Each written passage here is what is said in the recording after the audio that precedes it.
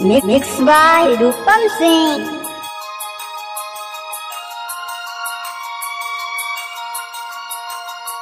DJ Sumit Satish Raima.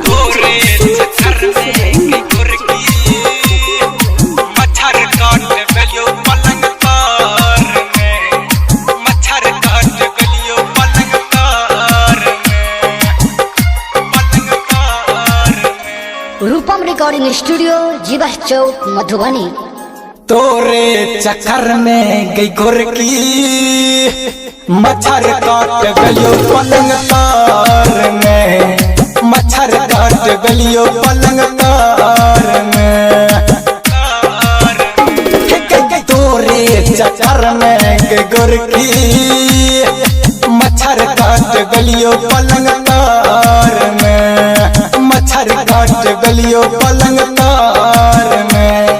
भोर में है बजेला कई पलंग पर बसेला, सुबह निकलिया तोरा आस में।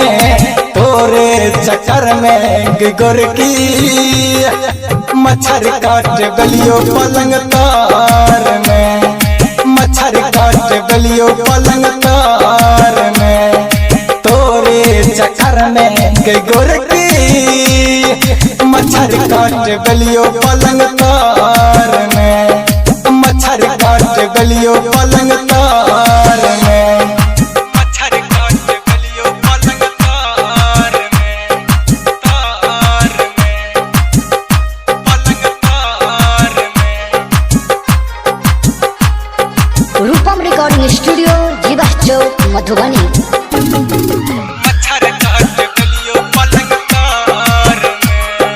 झूठे मूठे के छोरी हमरा तू बजलही, मिल के वादा करके हमरा तू फसलही, मिल के वादा करके हमरा तू फसलही। झूठे मूठे के छोरी हमरा तू बजलही, मिल के वादा करके हमरा तू फसलही। घर में बजलही बात नहीं केलही, जाको बैठ के लगुन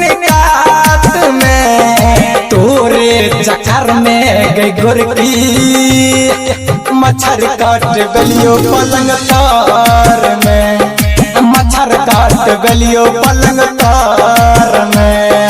तोरे चक्कर में गे छोरी मच्छर काट गलियो पलंग तार में, मच्छर काट गलियो पलंग तार में।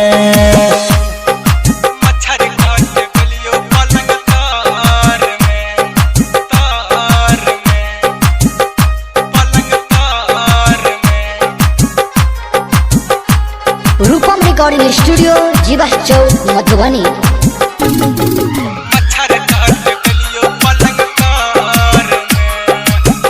के बहाना छोरी मांग छत माफी, कलियो एहन काम जे दर्द होइया काफी, कलियो एहन काम जे दर्द होइया काफी। के बहाना छोरी मांग छत माफी, कलियो एहन काम जे दर्द होइया काफी। गाया कल्याण जी महिंदर माही के केलही किया बदनाम गे। तोरे चक्कर में गई गोरकी मच्छर काट गलियो पलंग तार में, मच्छर काट गलियो पलंग तार में। तोरे चक्कर में गई गोरकी मच्छर काट गलियो पलंग तार में, मच्छर काट गलियो पलंग तार में। पूरा कौन चीज रूपम रिकॉर्डिंग स्टूडियो जीवा चौक मधुबनी। Mobile number 91 10 96 36 60।